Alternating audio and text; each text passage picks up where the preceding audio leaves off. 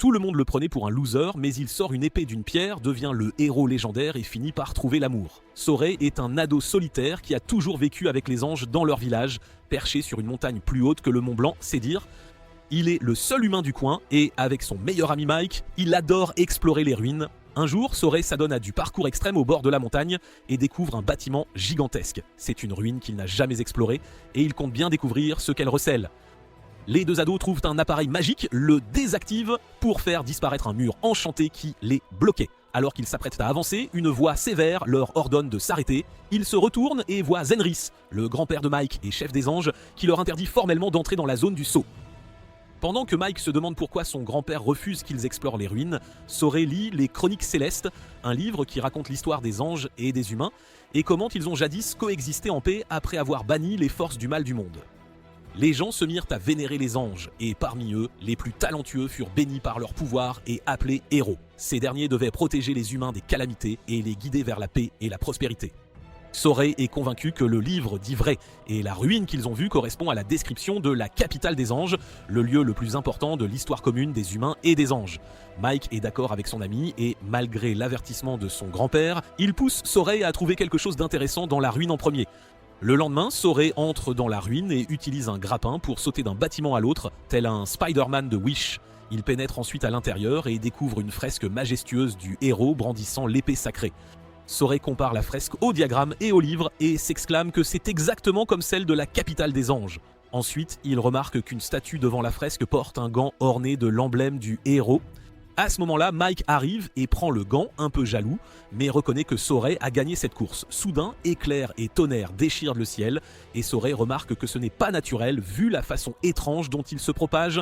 Les garçons courent se mettre à l'abri, craignant que la ruine n'attire la foudre pour se débarrasser des intrus, mais Mike tombe dans un piège. Sorey et Mike chutent dans un trou, et juste avant de toucher le sol, Mike invoque son bâton magique et utilise sa magie de l'eau pour sauver Sorey. Mike atterrit en douceur et remarque à quel point le trou était immense. Sorey lui répond que même sa mère ne passerait toujours pas par là. Sorey regarde ensuite autour de lui et découvre qu'ils sont à l'intérieur d'un temple. Il décide donc de l'explorer. Bientôt, il trouve une plateforme effondrée et aperçoit une humaine dans les décombres. Mike n'arrive pas à croire qu'un humain puisse être là et empêche Sorey d'aider, car son grand-père leur avait dit de rester loin des humains. Sorey proteste que la fille est peut-être encore en vie et Mike le traite de simp avant d'accepter de l'aider. Sorey utilise son grappin pour descendre, puis court sur un pont invisible pour atteindre la fille. Mike lui dit de reconsidérer ses actions, mais le simp réveille la chevalière qui est choquée de le voir. Sorey lui tend la main, mais elle ne veut pas toucher sa main de simp, craignant ce qu'il pourrait en faire plus tard. Soudain, la fille demande à Sorey s'il est le héros, et Sorey comme Mike sont stupéfaits par la question. Il répond qu'il n'est qu'un humain ordinaire, bien qu'il n'ait jamais vu d'humains auparavant. La chevalière, nommée Alisha, est choquée d'entendre cela et lui demande si c'est la capitale des anges. Sorey pense que oui, mais le seul héros ici est celui de la fresque. Alisha est déçue, pensant que les histoires de héros ne sont que légendes et que le monde ne peut être sauvé. Sorey la ramène au village, mais Mike le prévient que c'est une mauvaise idée. Il introduit une humaine qui refuse de donner son nom ou toute information sur elle. Sorey pense qu'elle n'est pas une mauvaise personne et se tourne pour la voir, l'air nerveuse. Alisha ne voit que Sorey, pas Mike, qui réalise alors que son grand-père avait raison. Les humains ordinaires ne peuvent pas les voir. En sortant des ruines, Alisha est émerveillée par la vue et regrette de ne pas avoir apporté son réflexe numérique. Ils entrent dans le village des anges et Mike part rapporter la présence de l'humaine à son grand-père. Pendant que Sorey est avec Alisha, d'autres anges arrivent et il veut les lui présenter.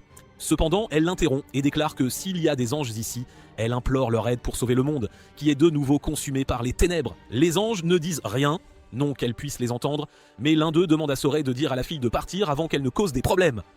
Plus tard, Sorey va voir Zenris, qui lui fait la morale sur les dangers d'amener des humains ici. Mais Sorey répond qu'il ne pouvait pas la laisser sans aide dans les ruines. Zenris comprend ses inquiétudes, mais lui demande de renvoyer la fille, car les humains apportent toujours des désastres aux anges. Sorey souligne qu'il est humain, et vit ici en paix et rappelle que les livres parlent d'une coexistence heureuse entre humains et anges. Mais Zenris rétorque que tout cela appartient au passé. Le soir, Sorey dîne avec Alisha qui s'excuse de l'avoir effrayée en appelant les anges. Elle n'avait pas réalisé qu'ils étaient là et craint que Sorey ne la prenne pour une schizophrène. Il ne dissipe pas son malentendu et lui demande plutôt des informations sur son monde. Elle révèle venir de Ladilak, la capitale du royaume des Hautes-Terres. Sorey a déjà entendu le nom de cette ville, lié à l'histoire d'une épée sacrée que seul le héros pouvait retirer. Alisha confirme qu'ils ont bien l'épée sacrée ici, mais personne n'a la poigne assez ferme pour la retirer, ni même la bonne technique apparemment. Bientôt, Sorey lit un livre pendant qu'Alisha s'endort et fait un cauchemar. Un démon surgit d'une tornade de feu et menace de la dévorer. Elle se réveille en hurlant et Sorey se précipite. Une fois calmée, elle remarque les chroniques célestes dans sa main et dit que ce livre l'a aussi inspirée à voyager et explorer des ruines. Cependant, le monde n'est pas vraiment propice à l'exploration en ce moment car les calamités s'enchaînent et elle a survécu à l'une d'elles. Elle lui raconte comment elle s'est perdue dans une forêt sombre un jour de pluie après avoir été séparée de ses amis. Elle a trouvé une ruine dans la forêt et s'y est abritée sans savoir qu'une minuscule créature mascotte l'accompagnait. Alisha a dormi dans les ruines et le matin, elle s'est réveillée et a découvert une fresque du héros brandissant l'épée sacrée. Elle était émerveillée et l'a examinée attentivement, espérant que cela l'amènerait à la vérité. Ignorant la petite créature, en fait un ange mineur qui la suivait et imitait ses actions, Alisha a lu les chroniques célestes qui parlaient de la capitale des anges. La capitale était un lieu sacré où seuls quelques humains élus pouvaient entrer, et ils recevaient le rôle de guider l'humanité en tant que héros.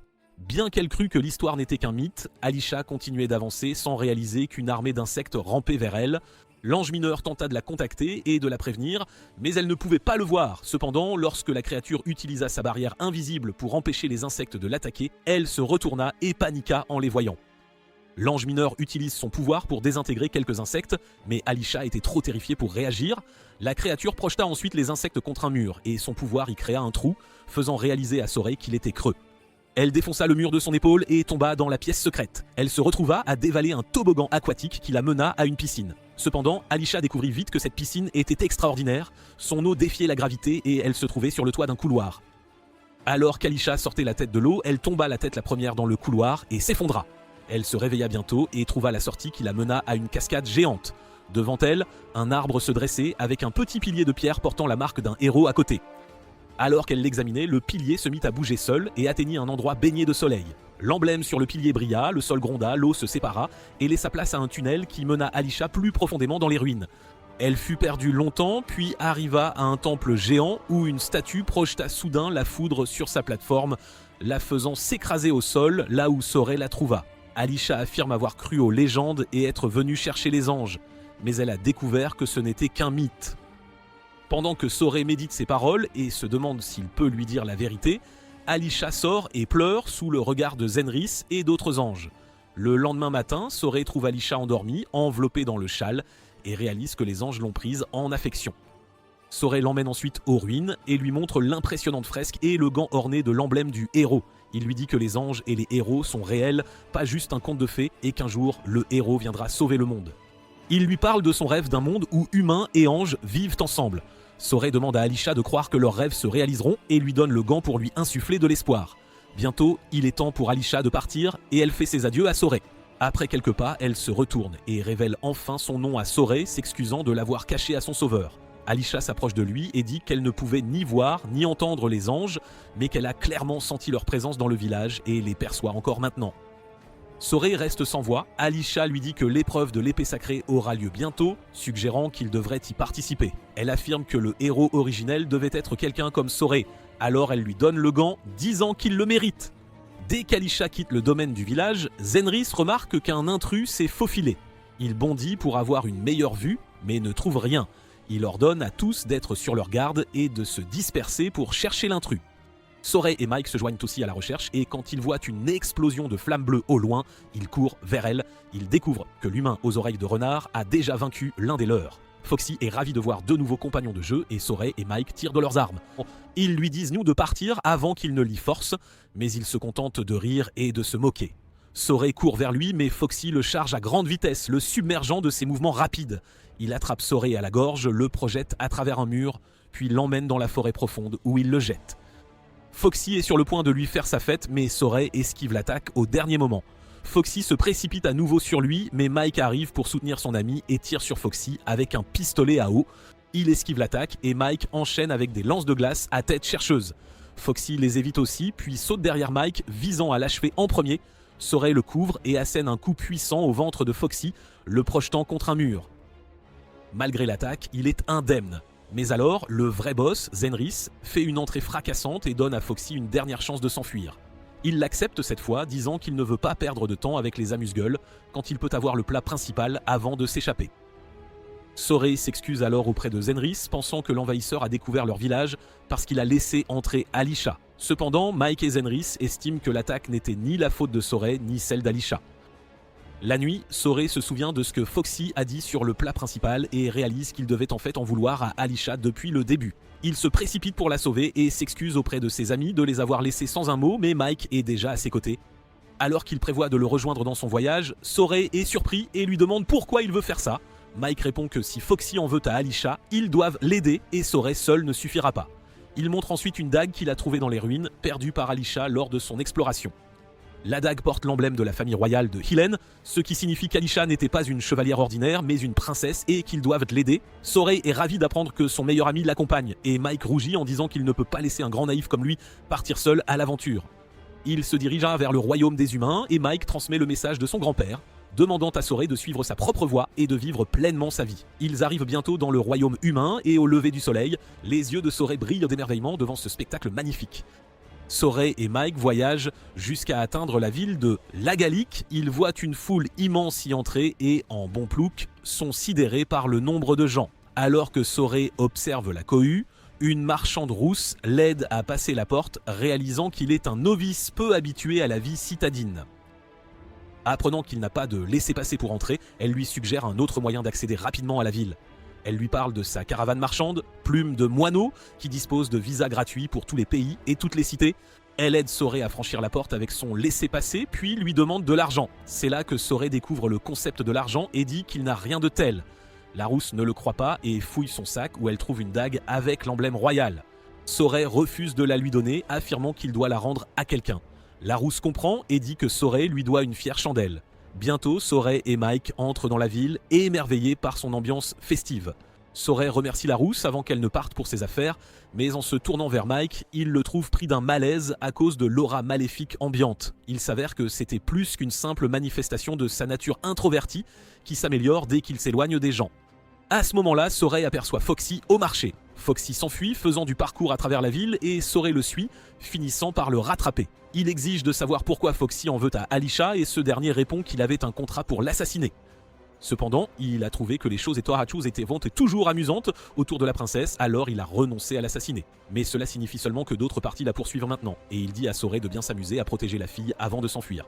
Bientôt, Sorey et Mike rejoignent la file d'attente pour le rituel de l'épée sacrée, et au moment où ils entrent dans le temple, le rituel est sur le point de se terminer. Alisha et son professeur sont présents ainsi que d'autres membres du conseil. L'épée sacrée des légendes est plantée dans un rocher et, à sa base, une beauté aux cheveux blancs d'or. Seuls Sorey et Mike semblent la remarquer et ils réalisent qu'elle est un ange qui a donné l'épée sacrée aux héros originels.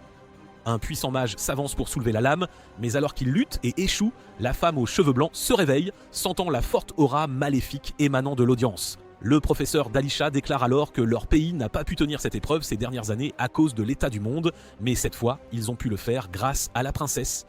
Pendant que les gens l'applaudissent, un membre du conseil, mécontent, a les yeux rivés sur un assassin qu'il a engagé pour s'occuper de la princesse. Après l'échec d'un chevalier à retirer l'épée, Alisha s'avance et annonce que leur royaume est en très mauvais termes avec ses voisins et qu'une guerre pourrait éclater à tout moment. Elle affirme que la plupart des gens pensent qu'elle a organisé l'épreuve pour remonter le moral public avant la guerre, mais ce n'est pas ce qu'elle veut. Alisha déclare vouloir la paix et l'harmonie avec ses voisins et ne compte pas les attaquer tant qu'ils n'auront pas frappé les premiers. Sa déclaration n'est pas bien accueillie par l'audience qui craint et panique face à la guerre et à l'attitude insensée de leur dirigeante. L'aura maléfique ambiante s'épaissit, Mike et la fille aux cheveux blancs la ressentent, puis soudain, l'obscurité s'insinue et toutes les torches explosent en flammes bleues. Les fenêtres sont maculées de ténèbres et une aura maléfique afflue vers le centre, formant une bulle géante qui éclate pour révéler un dragon fantôme ou un démon. Le démon vole, détruisant le temple et l'incendiant, mais en se précipitant vers l'épée sacrée, son énergie le repousse. Sorey réalise qu'il n'y a qu'un seul moyen d'arrêter le démon et court vers l'épée, appelant le nom d'Alisha. Il manque de peu d'être frappé par la queue du démon, mais l'atteint en toute sécurité. Le bâtiment est en feu et tout le monde panique, ne sachant même pas ce qui les a frappés, puisqu'ils ne voient pas le démon. Sorey court vers l'épée et la femme devant elle se présente. Il lui demande d'agir contre le démon avec ses pouvoirs, mais la femme répond que seul le héros peut le purifier. Le voyant parler dans le vide, Alisha réalise que Sorey peut vraiment voir les anges. Mais avant qu'elle ne puisse lui poser la question, un assassin l'attaque. Alisha esquive et bloque les coups, mais l'assassin, plus agile, la submerge. Le professeur d'Alisha veut l'aider, mais le principal conspirateur de l'assassinat, le chancelier Bartlow, lui dit d'aider les autres à évacuer. Sorey est tiraillé entre aider Alisha et sauver tout le monde, et en bon simple, il choisit la première option. Cependant, Alisha lui crie d'arrêter et lui dit de s'occuper du démon, car personne d'autre ne peut le faire. Sorey se dirige vers l'épée sacrée et la femme dit que puisqu'il peut l'avoir, il a les qualifications requises pour être un héros. Cependant, elle ne compte pas le laisser manier l'épée avant qu'il ne révèle pourquoi il désire ce pouvoir. Il demande donc d'abord son nom à la femme et apprend qu'elle s'appelle Layla, puis lui parle de son rêve de découvrir les ruines du monde entier. Il veut utiliser les connaissances des ruines pour recréer l'harmonie entre humains et anges, et vaincre le démon le rapprochera de son rêve de paix éternelle. Après son discours, il tend la main vers l'épée et, juste au moment où il est sur le point de la toucher, une lumière éclatante en émane et le temps s'arrête. Sorey se demande si c'est ce que les gens appellent une référence à Jojo, mais il entend alors la voix de Layla venant de l'épée. Elle lui dit que le héros est probablement la personne la plus solitaire du monde, qui doit prendre des décisions déchirantes et risquer d'être haï même après avoir sauvé les gens.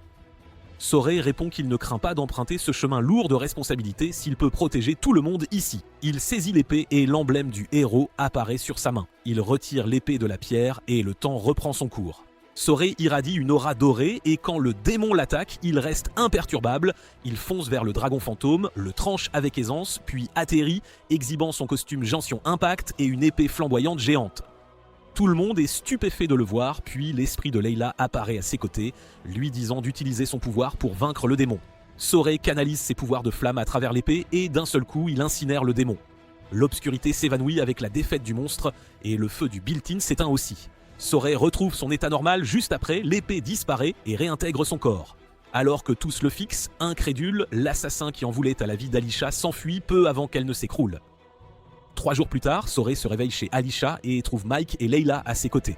Il lui explique qu'il était épuisé d'avoir canalisé l'énergie de l'épée et qu'il avait eu une forte fièvre. Sorey apprend qu'Alisha l'a sauvé et il réalise aussitôt que sa vie était aussi en danger.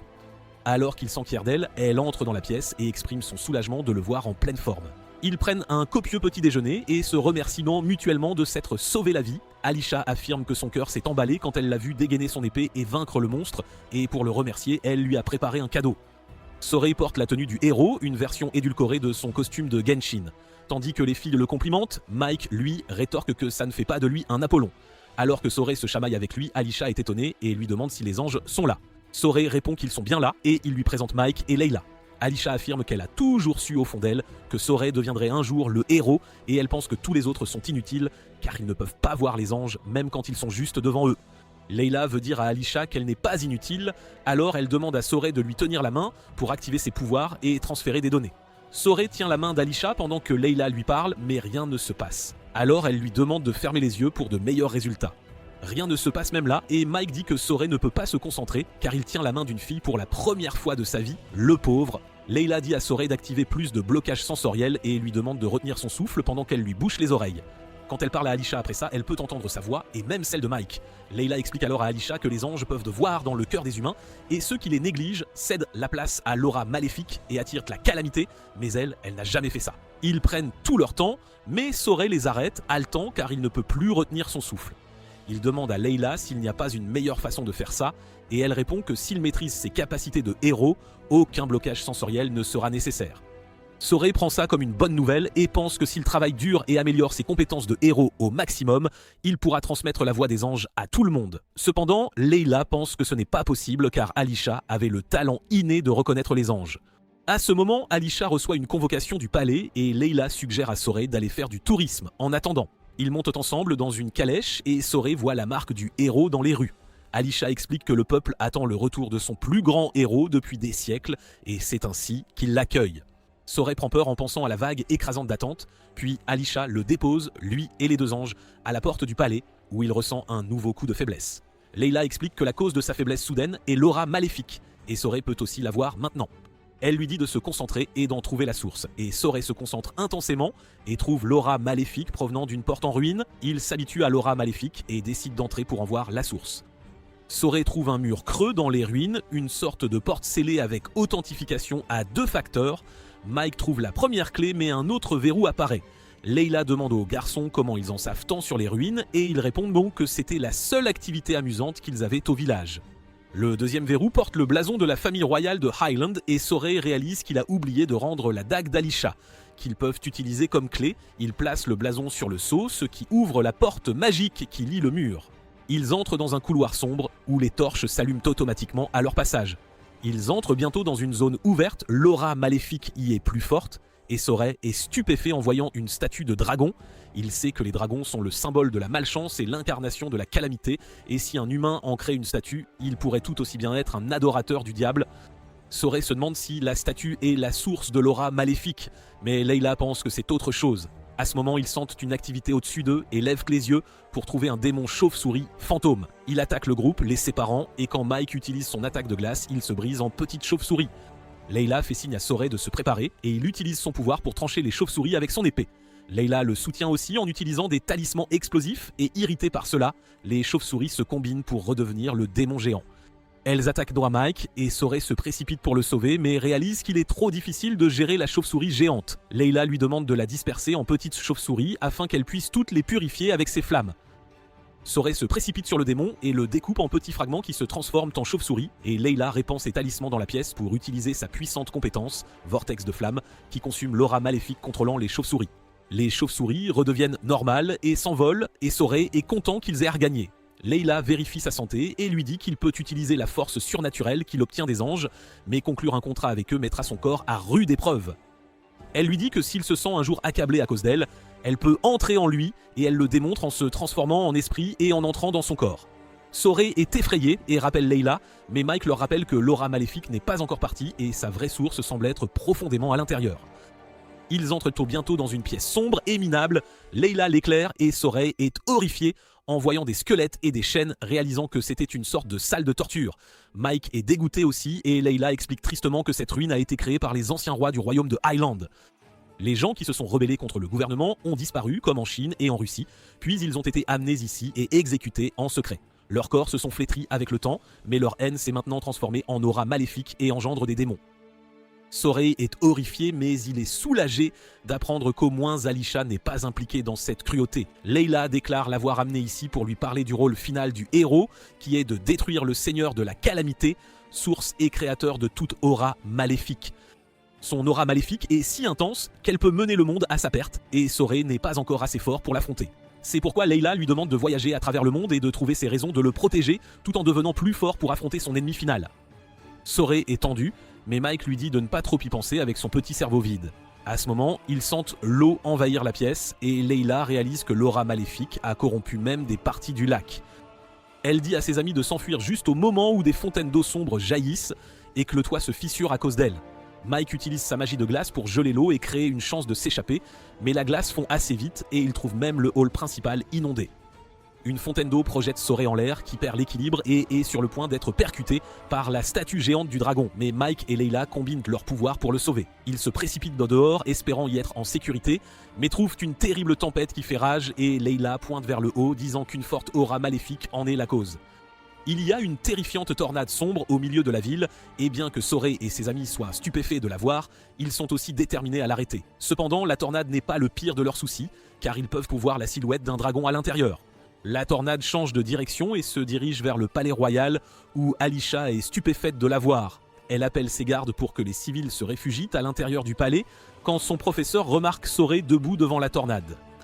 Mike lui dit qu'ils ne peuvent pas l'arrêter et qu'ils gâcheront leur vie en se tenant devant le dragon, mais Sorey ne veut pas qu'Alisha soit blessée. Cependant, le dragon s'envole soudainement et la tornade se dissipe, suivie du retour à la normale du temps. Leila est encore secouée en disant qu'elle ne s'attendait pas à voir un dragon ici, et ce qui était encore plus terrifiant, c'est qu'il semblait fait d'aura maléfique. Bientôt, Alisha arrive en courant pour remercier Sorey, et les habitants de la ville se rassemblent aussi là. Ils croient donc que le héros a chassé le dragon et commencent à l'acclamer, sans lui laisser la moindre chance de s'expliquer. À ce moment, le chancelier Bartlow, le comploteur, arrive et demande à Sorey de le rejoindre pour le dîner, car il veut le remercier comme il se doit. Alisha n'est pas favorable à cette idée car elle sent que Bartlow veut manipuler le héros, mais Sorey, lui, ne pense qu'à la nourriture gratuite, le ventre avant tout. Il accepte l'invitation et lui demande d'être son invité. Plus tard, ils retournent à son manoir, mais en chemin, Sorey voit la destruction causée par la tornade et demande à Alisha d'arrêter la calèche un instant. Ils sortent car Sorey a remarqué que l'aura maléfique devenait plus forte et Layla dit qu'ils n'ont pas beaucoup de temps avant qu'elle n'envahisse complètement la ville. Bientôt, ils atteignent la maison du chancelier, mais le serviteur ne laisse pas Alisha accompagner Sorey, disant qu'elle a été appelée par le roi immédiatement. Elle est réticente mais ne peut pas faire autrement puisque le roi est impliqué. Sorey rencontre ensuite Bartlow qui s'enquiert de sa relation avec Alisha et Sorey révèle qu'ils sont amis. Le vieil homme prétend vouloir être ami avec lui aussi et il lui offre un verre.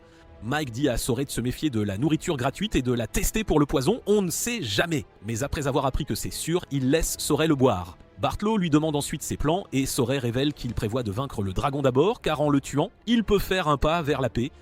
La nuit, pendant que Sorey dort paisiblement, Mike invite Layla pour une discussion privée car il semble avoir perdu son sens du but après que son meilleur ami soit devenu le héros. Il demande à Layla ce qu'il devrait faire pour aider Sorey maintenant et elle lui dit d'aller au nord et de trouver une ancienne ruine qui contient un artefact légendaire similaire à l'épée sacrée.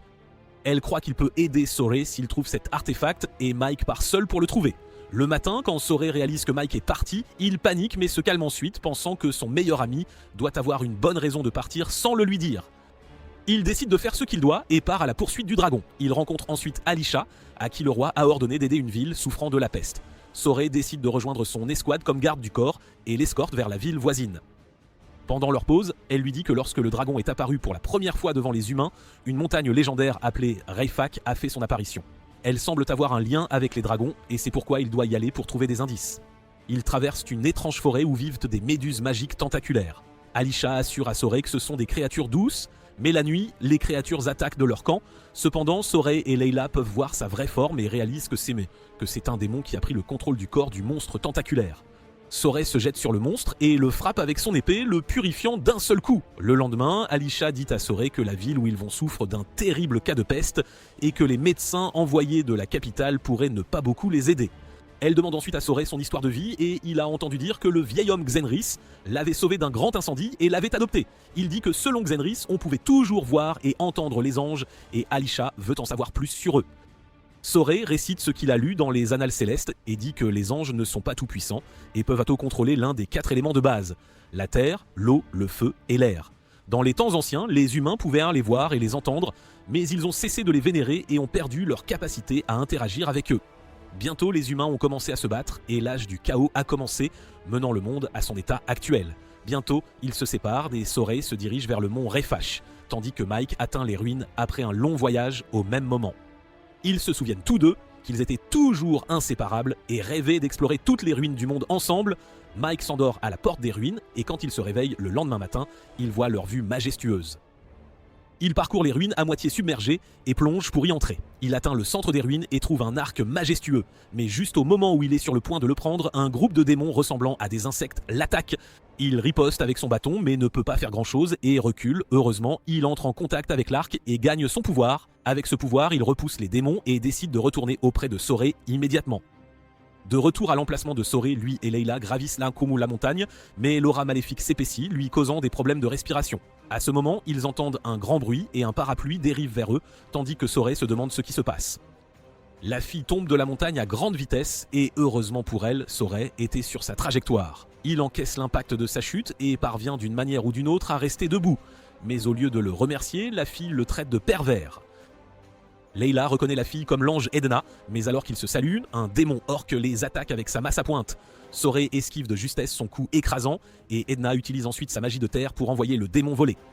Elle descend, disant qu'elle était là juste pour sa patrouille de routine, et ne s'attendait pas à rencontrer autant d'invités indésirables ici. Sorey la remercie, mais elle lui dit qu'il est trop tôt pour ça car le démon est toujours en vie. Sorey charge le monstre avec son épée enflammée, mais ses attaques n'ont aucun effet. Le démon est sur le point de l'envoyer voler, mais Layla le couvre avec sa magie de feu. Ses attaques n'ont pas non plus d'effet à cause de l'épaisse aura maléfique, mais un mystérieux pistolero le tire. Et le démon s'effondre après avoir été brûlé par des flammes bleues. Il se dissipe et Sorey se demande ce qui vient de se passer, tandis que le pistolero s'avance et lui dit qu'il était un héros plutôt pathétique à vrai dire. Layla identifie l'homme à la peau sombre comme l'ange Xavi, qui manie un artefact spécial capable de tuer les démons. Elle le confronte, disant qu'il n'était pas nécessaire de tuer le démon, car ils auraient pas pu purifier la créature à l'intérieur, mais Ivy rit, disant que parfois la mort est la seule salvation. Edna dit à Ivy de dégager, mais il dit qu'il ne partira pas tant qu'il n'aura pas tué sa cible. À ce moment, Sorey sent que quelque chose arrive et l'aura maléfique autour d'eux commence à monter alors que la terre tremble. Zaïvi dit que le dragon qu'il cible est là et bien sûr le dragon vole vers eux et rugit. Edna appelle son frère et Zaïvi dit à Sorey, choqué, que le dragon est en fait le frère aîné d'Edna et son ancien meilleur ami. Le dragon commence à se diriger vers eux et Sorey dit qu'il devrait le purifier puisqu'il est à l'origine un ange, mais le dragon le piétine presque. Xavid le sauve au dernier moment et lui dit que les dragons pleinement manifestés ne peuvent pas être purifiés et Layla et Edna soutiennent aussi sa déclaration. Xavid dit qu'il va tuer le dragon de ses propres mains maintenant, mais avant qu'il ne puisse tirer, Edna crée un mur de pierre entre eux, lui demandant de laisser son frère tranquille. Son frère dragon l'attaque, mais Sorey lui sauve la vie. Xavid tire sur le dragon et dit à Sorey de prendre Edna et de courir. Sorey la met en sécurité, mais Edna refuse toujours de le remercier et le traite encore de pervers avant de demander pourquoi il était là. Il lui parle du dragon qui a attaqué la ville, mais Edna dit que ce n'était pas son frère. Sorey le sait, et il dit qu'il voulait juste atteindre la montagne pour trouver la vérité sur les dragons, car cela pourrait l'aider à comprendre pourquoi le monde est tombé en ruine dernièrement. Edna lui dit de partir maintenant, qu'elle est vue comme un dragon, mais Sorey lui dit qu'il veut trouver un moyen de sauver son frère à tout prix. Elle le traite d'idiot, mais lui dit ensuite que son frère aimait les humains, et un jour il est parti visiter leur ville, mais quand il est revenu, il était un dragon. Elle pense qu'il a passé trop de temps avec eux et a été souillé par leur aura maléfique, ce qui l'a transformé en un monstre qui ne peut pas être purifié. Cependant, Sorey lui dit que le monde est plein de mystères et qu'il pourrait bien tomber sur un moyen de purifier un dragon aussi. Elle est émue par ces mots, mais elle remarque alors que le combat entre Zaïvi et Aizen bat son plein. Zaïvi rate tous ses tirs sur le dragon qui le submerge avec sa force supérieure et sa capacité à cracher du feu. Edna est inquiète pour son frère, mais Zaïvi lui dit de rester en arrière car il ne se souvient même plus d'elle ni de rien d'autre. Sorey décide qu'il doit faire quelque chose, même si c'est inutile, et demande à Layla de lui prêter toute sa force. Il se transforme en son mode ultime et se précipite sur le dragon pour le trancher avec son épée enflammée. Alors que Sorey lance un barrage d'attaque enflammé sur le dragon, Edna se souvient de son frère. Alors que le dragon submerge Sorey et l'envoie s'écraser, elle marche vers le dragon et lui demande d'arrêter. Elle demande à son frère de revenir vers elle, mais le dragon l'envoie voler d'un coup de queue et prépare ensuite une boule de feu pour elle. Sorey se précipite pour la sauver, mais soudainement le dragon annule son attaque et s'envole sans blesser Edna. Alors qu'elle est soulagée que son frère se souvienne encore d'elle, Sorey parle avec Zaïvid qui accepte aussi que tout espoir n'est pas perdu. Il décide de partir en voyage pour trouver une solution afin de purifier son ami dragon, mais dit à Edna de l'appeler si jamais elle veut tuer son frère. Après cela, Edna demande à Layla de lui préparer un contrat de sous-seigneur qui lui permettra d'aider Sorey, afin qu'il puisse trouver un moyen d'aider son frère. Sorey accepte volontiers son aide et forme un contrat avec elle. Sorey, Edna et Layla partent en voyage, et la nuit, Sorey déclare son intention de visiter le royaume de Roland ensuite, car selon les annales célestes, les dragons y étaient autrefois vénérés comme des divinités. Edna dit que le monde n'est pas comme dans les livres, mais elle n'a aucun problème à l'accompagner s'ils peuvent trouver des indices pour sauver son frère. Après cela, Layla demande à Sorey ce que la purification signifie pour lui, et il se demande quelle question saugrenue c'est. Layla lui dit qu'il est important d'avoir sa propre image de la purification, sinon l'aura maléfique l'atteindra à force de combattre des démons. Elle suggère qu'il développe son imagination, et pour l'aider, elle utilise un talisman pour secouer leur feu de camp comme un démon. Layla demande à Sorey de le purifier et de trouver sa réponse, et il tranche le mannequin de feu. Son attaque n'a aucun effet et le feu reprend sa forme humanoïde encore et encore avant que Layla ne le ramène à la normale. Sorey dit que c'est trop difficile, mais Layla pense que si le potentiel de Sorey en tant que héros est assez élevé, sa principale motivation est d'aider les gens, ce qui rend ses pouvoirs fragiles, et peut-être que Mike pourrait mieux l'aider dans cette condition. Le lendemain matin, alors que Sorey et les filles descendent la montagne, ils trouvent deux des soldats d'Alisha qui les attendent. Il leur parle d'une terrible tempête qui a détruit le pont qu'ils devaient emprunter pour aider la ville souffrante. Alisha s'inquiétait pour les gens qui avaient besoin de son aide, alors elle a trouvé un autre pont un peu plus loin et s'est précipitée vers lui. Mais après avoir parcouru une certaine distance, le temps a changé soudainement et en se retournant, Alisha a remarqué que les nuages d'orage étaient figés comme par enchantement. C'est pourquoi elle a continué pour livrer les médicaments, laissant deux soldats informer Sorey. Sorey emprunte un cheval et fonce pour finalement découvrir que cette terrible tempête était en fait l'œuvre d'un démon. Sorey rejoint rapidement le professeur d'Alisha et les chevaliers emportés par la tempête. Layla comprend que le démon, tel un cobra royal, peut contrôler la météo. Elle se propose de protéger les habitants, et Sorey n'a d'autre choix que de faire équipe avec Edna. Elle lui confère ses pouvoirs, et il se transforme dans son deuxième costume Genshin, doté de l'élément terre. Il fonce sur le serpent, ébranlant son tourbillon d'un puissant coup de poing, mais le serpent riposte aussitôt avec des décharges magiques.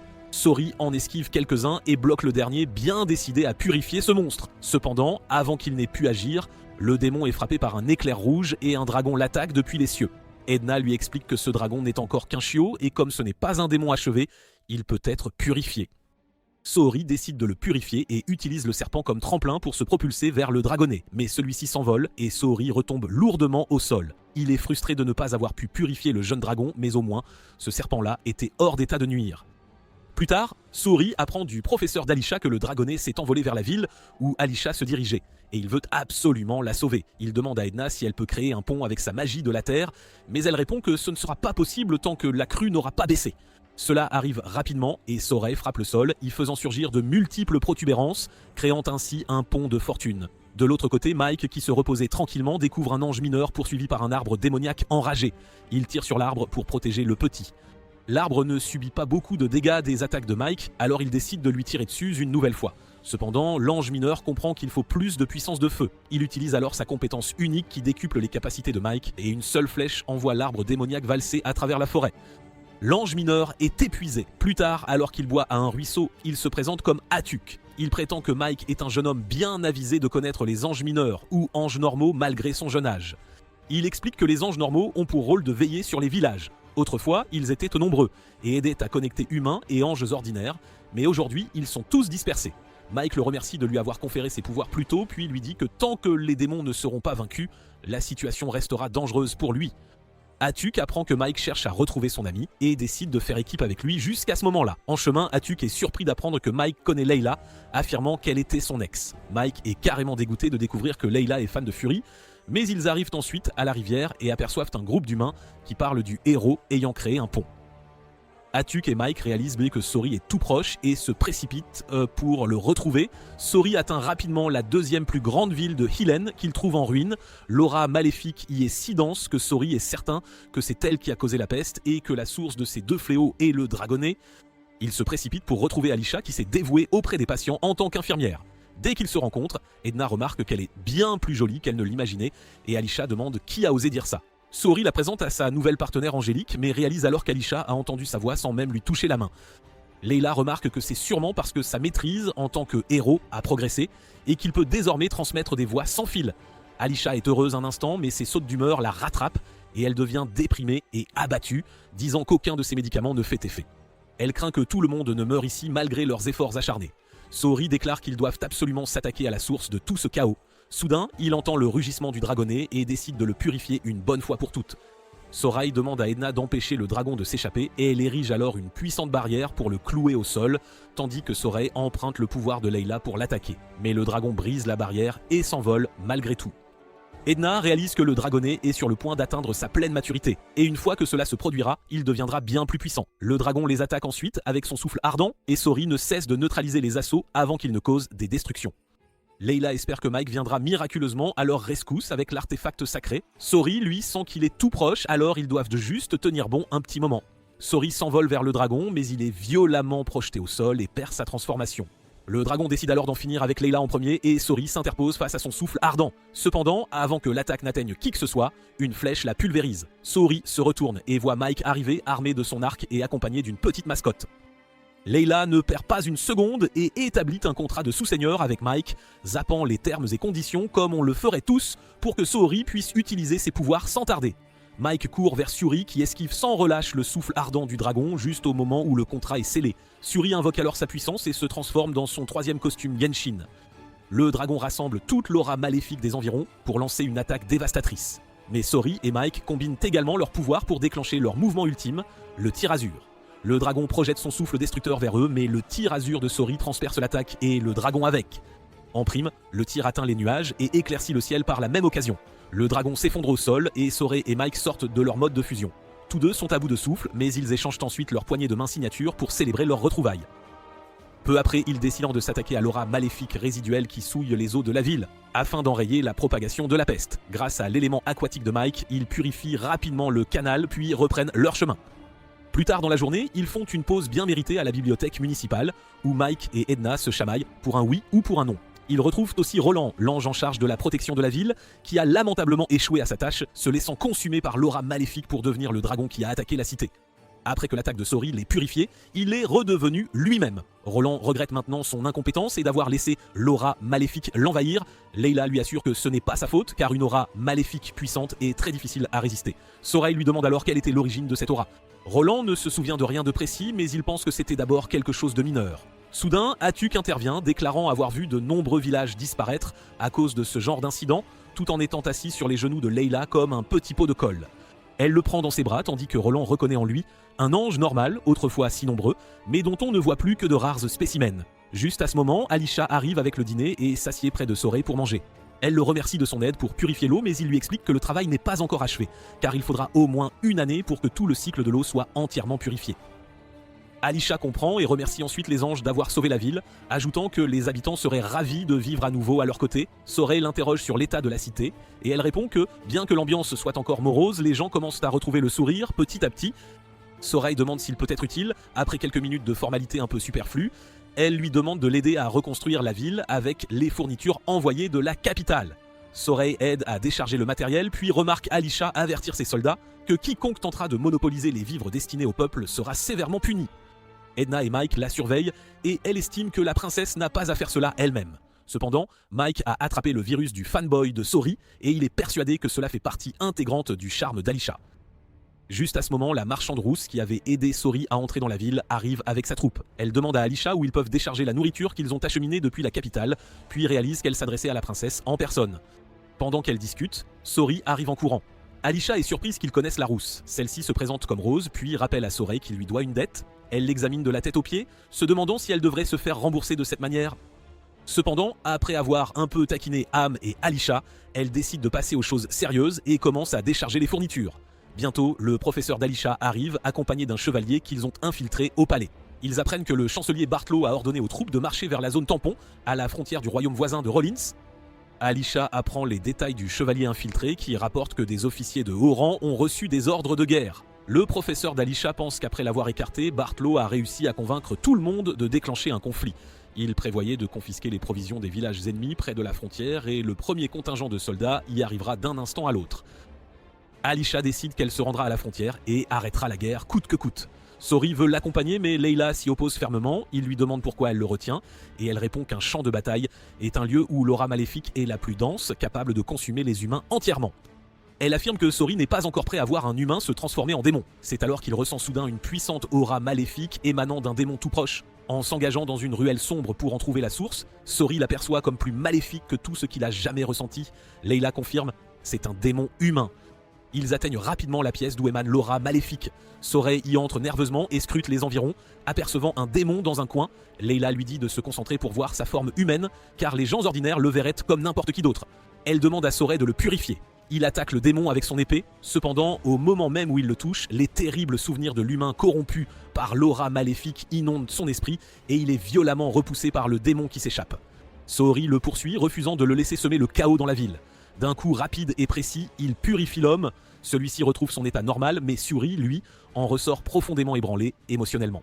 Layla lui explique que purifier un humain corrompu implique d'absorber son aura maléfique dans le corps du héros. Edna ajoute que c'est la partie la plus éprouvante de leur mission. Après avoir compris cela, Sorey déclare que son travail n'est pas encore fini. Il se rend dans un cimetière et s'arrête devant la tombe d'une victime de l'humain démonisé.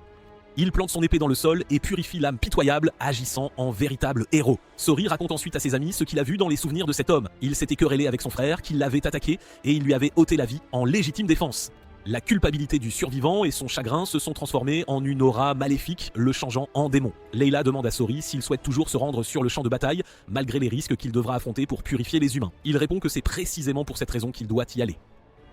De l'autre côté, Alisha s'affaire aux préparatifs pour empêcher la guerre. Elle décide de rassembler tous les soldats possibles et de traverser les montagnes pour atteindre rapidement la zone tampon et stopper leur armée. Son maître a également sorti sa grande lance et elle compte bien assister son élève au combat.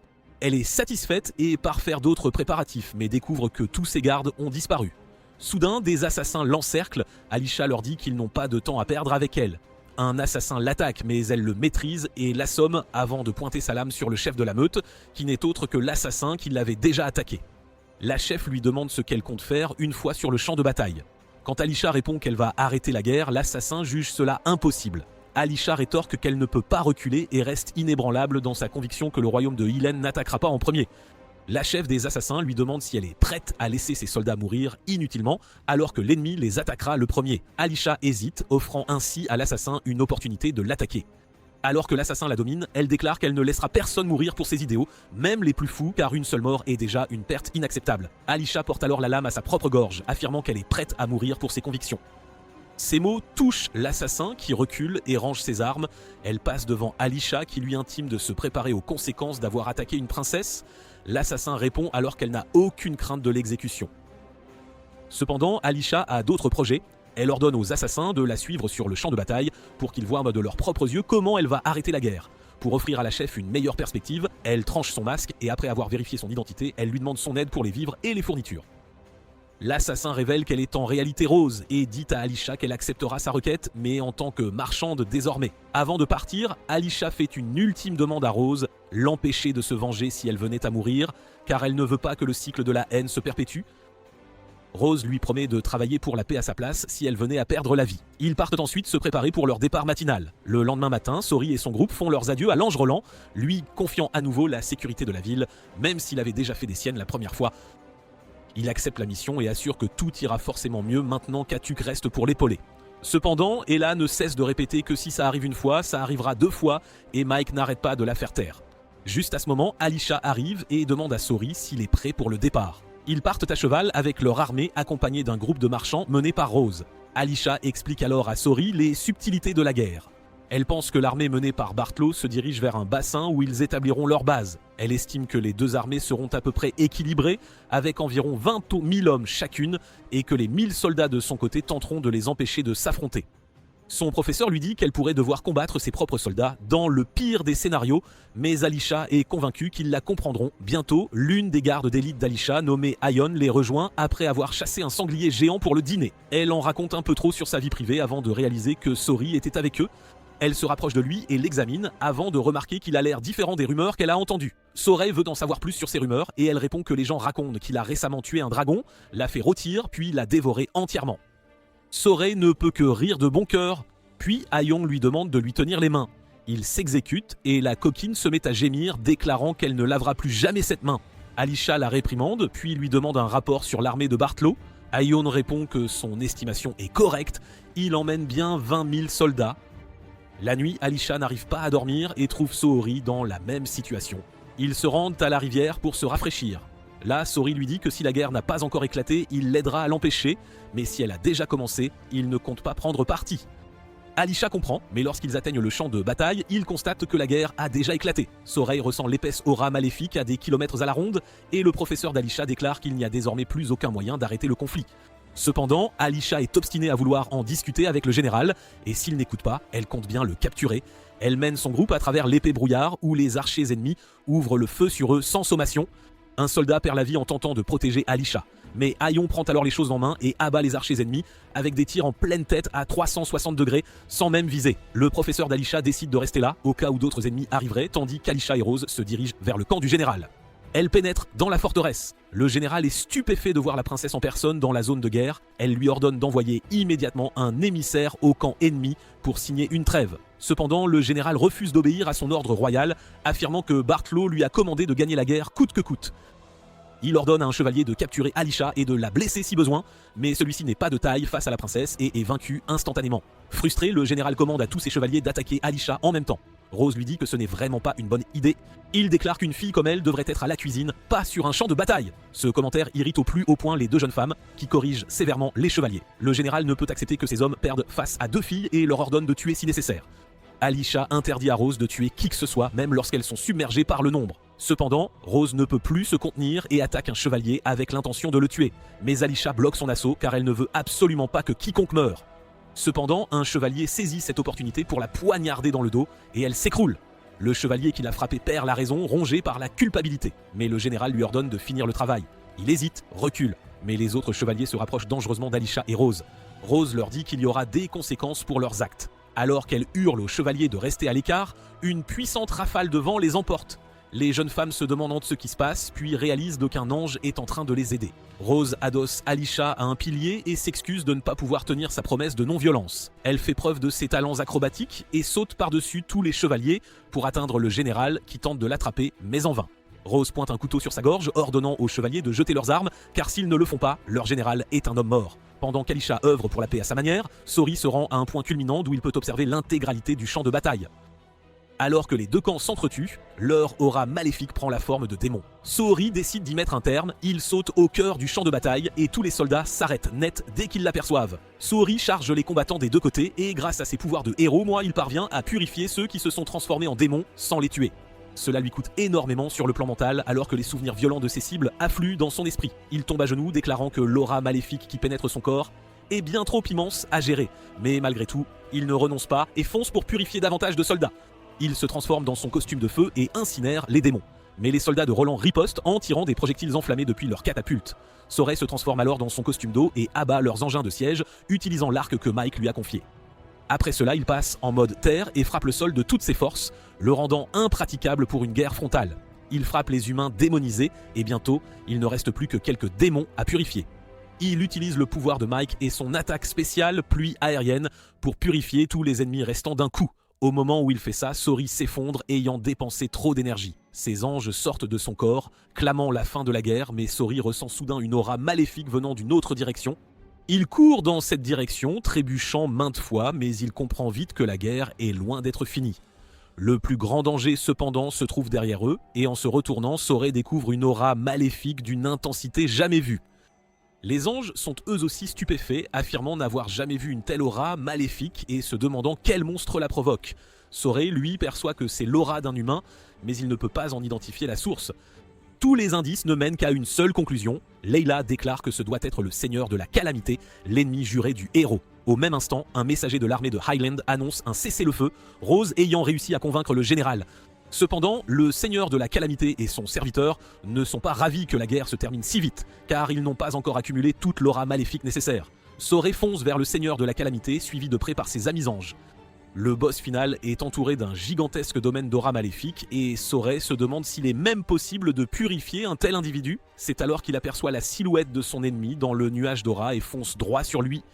Soray déclare qu'il va purifier ce seigneur de la calamité, ce gorille qui le nargue, lui demandant de prouver sa valeur de héros. Soray l'attaque mais le vilain bloque son assaut, lui montrant un aperçu de sa forme humaine avant de le projeter au loin. Les anges encerclent Soray qui empruntent leur pouvoir un par un pour attaquer le vilain. Mais celui-ci se défend contre l'épée de feu avec une barrière, dévie les flèches d'eau et quand Soray tente de le frapper avec une onde de choc terrestre, il riposte avec ses propres décharges d'énergie et le projette dans les airs.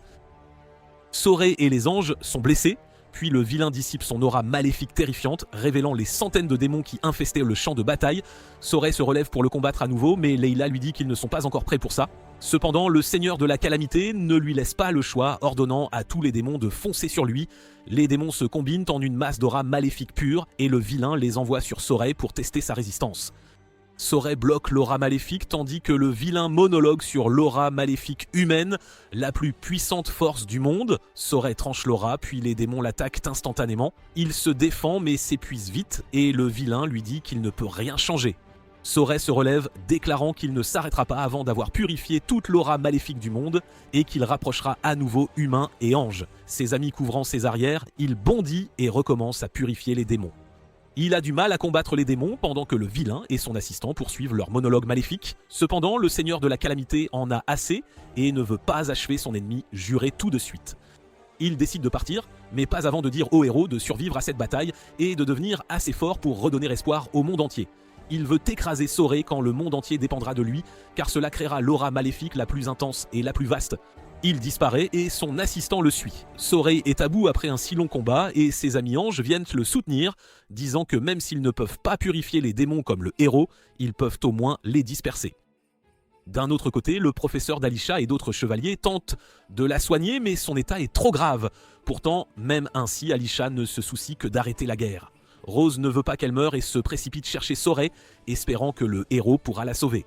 Elle se précipite sur le champ de bataille et emprunte un cheval pour le trouver, mais elle entend soudain la voix des anges qui l'avaient protégée, elle et Alisha, plus tôt. Elle ne semble pas l'apprécier beaucoup, mais suit ses indications pour trouver Soray qui a enfin réussi à se débarrasser de tous les démons. Au moment où Soray se tourne vers Rose, un démon survivant lance une attaque surprise. Mais le nouvel ange l'immobilise avec ses chaînes, lui donnant l'occasion de l'achever. Il dit au héros de ne pas mourir car il a encore beaucoup à faire, puis Rose lui parle d'Alisha. Il se précipite à ses côtés et la soigne, repensant à leur première rencontre. Après un long moment, elle se réveille enfin et ils discutent de leur gratitude mutuelle. Sorey est heureux que la première humaine qu'il ait rencontrée soit quelqu'un comme Alisha car cela a renforcé sa foi en son rêve. Après cela, Alisha déclare qu'elle compte retourner à la capitale, car son rôle principal en tant que princesse de cette nation est de s'assurer qu'aucune guerre ne soit possible. Elle prévoit de s'impliquer davantage en politique pour que cela ne se reproduise plus jamais. Sorey lui demande alors de devenir sa chevalière, car ainsi ils pourront grandir ensemble et se protéger mutuellement. Alisha dit qu'elle aimerait aussi, et Sorey demande à Layla de diriger la cérémonie. Elle lui demande de donner à Alisha un nouveau nom en langue ancienne après la cérémonie pour sceller le contrat, puis commence à réciter un poème sur le cycle de la vie. Un cercle magique descend sur Alisha, et Sorey lui donne un nom latin ou grec, lui transmettant une fraction de son pouvoir. Alisha le remercie pour ce don, puis elle est émue aux larmes en se retournant et en voyant les 3 anges pour la première fois. Ils parlent toute la nuit, et le lendemain matin, Alisha et son groupe se préparent à partir. Alisha et Sorey se disent un long au revoir, et Rose s'approche, leur demandant de prendre une chambre. Alors que Sorey lui dit aussi au revoir, quelque chose l'attaque soudainement et le projette au loin, haut. Sorey se relève et voit Ademi en chevalier qui lui demande comment il ose lui voler ses exploits militaires. Alisha identifie la voix comme celle du général et se demande quand il est devenu si laid, et il déclare qu'il lui prendra la tête et prouvera au chancelier qu'il est plus utile à la nation qu'elle. Layla explique qu'il s'est transformé en démon et Rose dit à Sorey que c'est l'idiot qui a blessé sa copine. Sorey est furieux et tire son épée malgré l'avertissement de Layla de ne pas céder à la colère. Elle tente de l'arrêter, mais Sorey la repousse en disant au général que les gens comme lui sont un fardeau pour la terre. Ses amis craignent qu'il ne soit consumé par l'aura maléfique à ce rythme, mais Sorey persiste et purifie le général sans lui ôter la vie. Alisha le remercie de son aide et déclare que le général sera jugé une fois arrivé à la capitale, et Mike félicite Sorey d'avoir maîtrisé sa rage. Bientôt, ils disent au revoir à la princesse, puis Rose s'approche de Sorey, lui rappelant la faveur qu'elle lui doit. Elle veut que cette faveur soit remboursée maintenant, et Mike et Edna sont d'accord pour dire qu'elle prépare un mauvais coup. Rose demande à Sorey de l'accompagner dans son voyage commercial à Rollins, car elle a affaire à des clients un peu compliqués, et avoir le héros avec elle augmentera les chances de succès. Les anges n'y voient aucun problème, et Sorey accepte d'aider Rose. Elle est contente, mais s'approche ensuite furtivement de Sorey, lui chuchotant s'il voit le drôle de type qui est venu avec elle hier. Sorey répond que l'ange nommé Désil se repose sur le toit de la calèche et il annonce sa présence en faisant une petite blague à Rose. Les anges pensent qu'il sera un compagnon de voyage amusant, puis Sorey avance de demandant à ses amis de le suivre car leur travail ne fait que commencer. Bientôt, ils s'arrêtent pour que Rose et son groupe de marchands achètent des dashes et des herbes. Après avoir appris qu'ils vendaient des biens volés, elle les confronte et les met tous à terre sans l'aide de personne. La nuit, ses amis boivent une tisane tandis que Sorey s'entraîne avec les siens. Layla l'entoure d'un anneau de feu, lui disant que même si les émotions négatives sont invisibles, elles existent et donnent naissance à l'aura maléfique. C'est le rôle du héros d'accepter cette aura maléfique et de créer le pardon à la place. Elle attaque Sorey avec l'anneau de feu et il essaie d'imaginer la purifier. Après cela, Mike rejoint l'entraînement, disant que l'aura maléfique crée des contradictions, comme mélanger le feu et l'eau. Il combine ses pouvoirs avec Layla et quand ils attaquent Sorey ensemble, il a l'impression que le seigneur de la calamité l'attaque à nouveau. Il est impuissant face à cela et ses amis réalisent qu'il n'est toujours pas prêt. C'est alors que Rose arrive et lui demande s'il s'entraînait avec le feu et l'eau. Sorey lui dit qu'il essaie de développer ses capacités à reconnaître les propriétés de l'aura maléfique et les moyens de les contrer. Rose est impressionnée mais elle y voit une bonne opportunité commerciale et dit à Sorey qu'il pourrait faire le spectacle en voyageant et les gens le paieraient volontiers. Sorey se contente d'en rire, puis Rose lui dit de se reposer car ils atteindront leur destination le matin. Le lendemain matin, ils arrivent à Rollins, la capitale commerciale qui est très animée. Rose emmène Sorey à son siège social, un véritable supermarché où toutes sortes de produits sont vendus. Après cela, elle l'emmène dans un entrepôt où un vieil homme nommé Maven s'approche de Rose. Elle le salue en lui jetant des coups, et après qu'il ait esquivé ses attaques avec succès, il présente 2 statues de jade qu'il a trouvées dans des ruines proches. Sorey et Mike examinent les statues avant que Maven ne le salue. Rose dit que Maven est un explorateur et un conteur de plus de 100 ans. C'est alors qu'un groupe de fermiers et de chasseurs locaux accourt vers Rose pour conclure un marché, et une fois qu'elle a fini avec eux, elle réalise qu'un de ses fournisseurs habituels manque à l'appel. Elle raconte plus tard à Sorey l'histoire de Glenn, un de ses fournisseurs, un excentrique mais qui connaît beaucoup de choses sur la légende du héros. Elle voulait donc le présenter à Sorey et obtenir une grosse réduction en le faisant rencontrer le héros actuel. C'est alors que Sergueï, capitaine des chevaliers de Rollins, arrive avec un mandat d'arrêt pour Sorey. Il lui demande d'expliquer et Sergueï répond qu'il a vu son pouvoir sur le champ de bataille il y a quelques jours et que le pays ne peut pas laisser un individu aussi puissant en liberté. Rose saute et prend la défense de Sorey, disant au capitaine que Sorey est le héros qui a mis fin à la guerre sans tuer personne.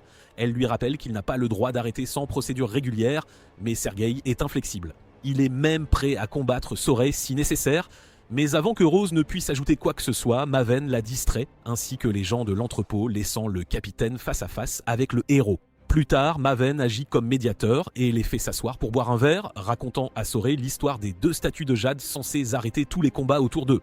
Sorey prend sa statue et la trouve anormalement lourde. Il se demande si c'est parce que c'est une relique de l'âge de la mythologie. Maven rit de sa curiosité et dit qu'il ferait un excellent explorateur. Sorey demande ensuite s'il sait quelque chose sur la purification d'un dragon, mais le vieil homme n'en a aucune idée. Cependant, il affirme avoir rencontré le précédent héros qui lui a raconté quelque chose d'intéressant. Le précédent héros disait que les mauvaises pensées sont dans le cœur de chacun, y compris le sien, et il se demandait si cela pouvait aussi être appelé aura maléfique. Il voulait aussi savoir si les mots nécessaires donnaient aussi naissance à l'aura maléfique. Bref, il était plus perdu sur la question de l'aura maléfique que les Américains sur leur genre, et même Sorey n'a pas de réponse à ces questions. Sergueï prend une grande gorgée d'alcool et interrompt leur discussion philosophique. Le voyant s'enivrer, Sorey décide de prendre congé. Il voit Rose s'éloigner dès qu'il arrive et il interroge l'ange du vent des îles à ce sujet. Il dit que le héros ne devrait pas s'inquiéter pour elle car il va la protéger de toute façon. Rose rejoint son équipe d'assassins qui vont s'occuper d'un évêque aujourd'hui et son équipe prend rapidement le contrôle de l'église. Ils appréhendent l'évêque et l'interrogent sur le détournement de fonds publics et le silence des témoins. Il hésite, disant qu'il ne les a pas tués, mais c'est tout ce que Rose avait besoin d'entendre de son témoignage, et elle se débarrasse de lui rapidement. Sorey la voit revenir de son 2e travail tard dans la nuit, et le matin, il la trouve en train de faire des affaires, comme si elle n'avait pas tué un homme la veille. Peu après, ils prennent le petit déjeuner, où Rose révèle qu'elle est un peu effrayée par les anges. Sorey l'interroge alors sur l'homme nommé Glenn, et elle prévoit de lui rendre visite dans l'après-midi, puisqu'il ne l'a pas encore contacté. Alors qu'ils commencent à manger, Rose aperçoit Sergueï, venu s'excuser pour la confrontation d'hier. Elle le taquine un peu sur les fleurs, puis l'invite à déjeuner. Il est un peu plus détendu avec Sorey maintenant et est surpris d'apprendre que des choses comme les dragons, les démons et les anges existent vraiment. Il dit à Sorey qu'un évêque est décédé la nuit dernière, donc ses hommes s'occupent de cette affaire pendant qu'il est là pour surveiller le héros. C'est alors qu'un de ses hommes arrive et dit à Sergueï qu'il y a eu une explosion près de l'église qui a ouvert un profond trou dans le sol. Sergueï part s'en occuper et Mike dit à Sorey qu'il devrait aider. Sorey dit à Sergueï que l'explosion spontanée pourrait être due à l'aura maléfique et il se porte volontaire pour aider. Avant cela, le subordonné de Sergueï lui dit que l'évêque a très probablement été assassiné et que l'histoire de sa mort par maladie était fausse. Il est choqué, mais il continue à faire son devoir et visite le site de l'explosion. Sorey trouve un trou profond créé par l'explosion et ça sent l'aura maléfique. Il y entre pour trouver plus de détails, Sergueï le suivant. Le trou les mène aux égouts souterrains où Sorey demande à Leila de créer de la lumière. Sergueï est sidéré en voyant la magie angélique et Sorey lui demande de le suivre. Bientôt, ils atteignent un endroit où l'aura maléfique s'intensifie et des démons incomplets sont partout. Mike suggère qu'il devrait effectuer un rituel de purification ici et Sorey dit à Sergueï de reculer. Il purifie l'eau et tous les démons incomplets sont instantanément purifiés. Cependant, la véritable source de l'aura maléfique se trouve devant et Sorey apprend de Sergueï que le cours d'eau mène à la cathédrale. Ils réalisent que cet endroit est similaire aux ruines souterraines qu'ils ont visitées à Ladilac et que l'aura maléfique était due à la hache maléfique cachée ici. Ils avancent et arrivent à une impasse et des chevaliers de l'église leur demandent de faire demi-tour car la zone devant eux n'est pas ouverte aux visiteurs. Les chevaliers reconnaissent Sergueï, mais malgré cela, ils ne le laissent pas passer. Sergueï ne peut pas se battre avec eux si facilement, alors il décide de battre en retraite, mais il est maintenant d'accord avec Sorey qu'il y a quelque chose de louche qui se passe ici. Il révèle que tout ne va pas bien dans leur pays, et récemment, l'église commençait à étendre son influence et avait même établi son propre ordre de chevaliers. Cependant, Mike pense que même si la situation de Rollins est la même qu'en Hollande, il n'y a pas de dragon ici. Sorey demande à Sergueï s'il y a des catastrophes naturelles qui affligent leur pays, et la seule chose à laquelle il peut penser est la pluie incessante dans la capitale. Sorey croit que c'est causé par l'aura maléfique, alors il décide de rendre visite à la capitale plus tard. Ils sortent du trou pour trouver le capitaine des chevaliers de l'église pointant une épée sur eux, leur demandant ce qu'ils font sur son territoire. Sergueï dit à Sorey que Grumman est le chef des chevaliers qui les ont arrêtés sous terre. Grumman veut savoir ce qu'il faisait sous l'église et Sergueï refuse de lui répondre. Pendant ce temps, Rose rend visite à la maison de son ami Glenn et apprend qu'il est allé à l'église pour réparer des meubles mais n'est jamais revenu. Rose réalise que l'évêque et sa bande l'ont tué et elle est furieuse. Elle veut se venger, mais son assistante l'arrête, disant qu'elle avait juré de taire ses émotions lorsqu'elle a décidé de travailler comme assassin. Rose ne veut pas rester les bras croisés maintenant et Desil apparaît juste à côté d'elle, lui demandant si elle veut son aide. Elle ne peut que l'entendre et réalise enfin que la voix qu'elle entendait toujours n'était pas son imagination, mais un ange. Desil dit qu'il a tout observé et qu'il croit que sa voix est la bonne. C'est pourquoi il veut donner une leçon à ces gens avides de l'église en son nom. Rose accepte son offre, mais avant qu'elle ne puisse poser ses conditions, Desil disparaît dans le vent et elle décide de le poursuivre. Il court vers l'église à toute vitesse et utilise ses pouvoirs pour y créer une tornade destructrice. Sorey et ses amis remarquent la tornade et voient Rose courir droit vers elle. Ils décident de la poursuivre et Edna utilise son pouvoir pour neutraliser tous les chevaliers. Grumman survit à son attaque et veut arrêter Sorey, mais Sergei s'interpose, lui disant de laisser le sauveur passer. Les anges disent à Sorey que si Desil continue de nuire aux gens autour de lui, il sera consumé par l'aura maléfique. Ils veulent s'occuper de lui et demandent à Sorey de s'occuper de Rose à la place. Sorey la rejoint et au même moment, ses amis atteignent Desil et lui demandent les raisons de ses actions. Il refuse de leur dire quoi que ce soit et dit que s'ils sont là pour l'arrêter, il les balayera. Il envoie une forte rafale de vent vers eux, mais Edna la bloque avec un mur de roche et Mike lance sa contre-attaque avec des lances de glace. Rose peut aussi sentir la présence des anges qui se battent, même si elle ne les voit pas, et Sorey lui demande pourquoi Desil fait ça. Elle ne peut pas donner de réponse claire, et soudain, une énorme boule de feu commence à consumer la tornade. Layla parvient à absorber la forte pression du vent dans sa boule de feu, qui explose et cause plus de dégâts à l'église que la tornade. Quelques rochers volent vers Rose, et Desil la protège avant de retourner combattre Layla. Cependant, elle bloque son attaque et montre sa vraie force en créant une boule de feu géante et en l'envoyant vers lui. Desil survit d'une manière ou d'une autre à la forte explosion grâce à sa barrière de vent, puis Rose lui crie d'arrêter, il accepte ses paroles et se rend. Plus tard, Sorey lui demande pourquoi il a attaqué l'église, et il répond que c'était une punition pour leur péché. Desil commence son histoire, racontant qu'il a voyagé autrefois avec une bande de voyous et qu'il a fini par apprécier leur chef. Le chef était un touche-à-tout, des affaires au meurtre, mais il se battait toujours pour les faibles et les sans défense. Un jour, il a trouvé la jeune Rose et l'a adoptée. Elle a été bien élevée et est devenue une personne respectable, comme son père adoptif. Desil l'avait vu grandir, et il l'aime assez pour faire tout ce qu'elle voulait qu'il fasse. C'est alors que Rubin et ses chevaliers les trouvent, et Sorey va résoudre les choses pacifiquement avec lui. Rubin lui demande d'abord ce qui s'est passé à l'église, mais Sorey lui donne des citations cryptiques qu'il a lues dans un livre bon marché. Il apprend que les chevaliers de l'église ont placé Sergei en garde à vue, et Grumman veut que le héros aide leur pays. Sorey lui demande si c'est le pays qui a besoin de son aide ou si l'église veut se battre contre la famille royale. Il propose même une troisième option, qu'il veuille son aide dans la guerre, mais il refuse de faire quoi que ce soit de tel. Cependant, il accepte de visiter leur capitale et de voir les choses sur place avant de s'enfuir. Grumman veut lui parler davantage, mais Edna crée un mur entre eux car elle n'aime pas les hommes avec des queues de cheval. Plus tard, les amis de Sorey lui demandent ce qu'il compte faire et il répond qu'il souhaite que les habitants de ce monde vivent en harmonie, côte à côte, avant d'être prêts à cohabiter avec les anges. Il estime qu'actuellement, le monde est rongé par trop de conflits, principale source de l'aura maléfique, et il désire rencontrer un maximum de gens pour mieux la cerner, pour mieux la comprendre. Il retourne bientôt à leur gîte et y retrouve Maven, qui attendait le héros avant qu'il ne reparte pour un nouveau périple. Il leur raconte alors l'histoire de la question posée par le précédent héros. Un mal nécessaire pourrait-il aussi être la source d'une aura maléfique ? Maven leur livre la conclusion à laquelle il est parvenu, affirmant que l'honnêteté est la clé de voûte concernant la question du bien et du mal. Il est convaincu que ceux qui sont sincères quant à leurs intentions et leurs actes peuvent échapper à l'aura maléfique, même s'ils sont parfois contraints à des choix discutables.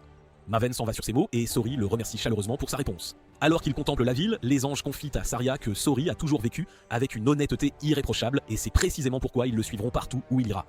Edna, elle, affirme ne le suivre qu'en vertu du contrat, ce qui rappelle aussitôt Alisha à Layla. Elle explique à Soraya que s'il se concentre suffisamment fort, il pourra se connecter à Alicia grâce à leur contrat et entendre sa voix.